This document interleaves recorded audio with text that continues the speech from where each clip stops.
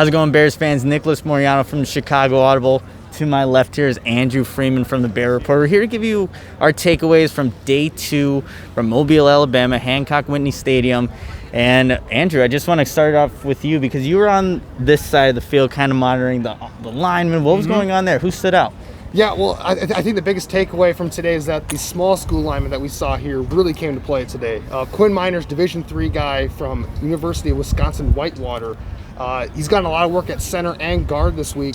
Had a little bit of growing pains, to say the least, yesterday, but today he was fantastic today. He had a great rep against Patrick Jones in one-on-one drills where Patrick Jones tried to do a little power move on him, and he just picked him off his feet and just drove him to the ground. It was a really fun play to watch, and he was doing that consistently today. Really good anchor.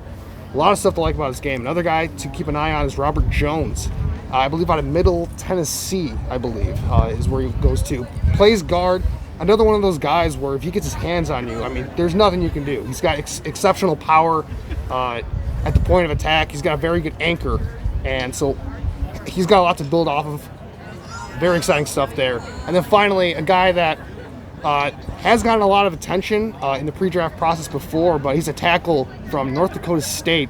Dylan Raduns had a very nice day today. Very good power at the point of attack. Very good feet as well to hold up against those speed rushers.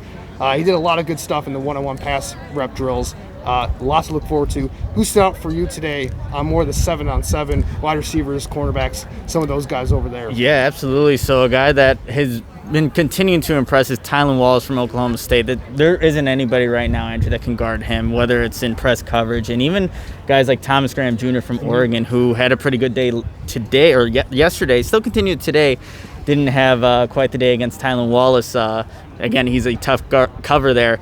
Another guy that continues to have a good practice, Nico Collins from Michigan. Yep. I mean, you see how big he is and able to run downfield and then even create separation. That's exactly what you want to see from a guy like that.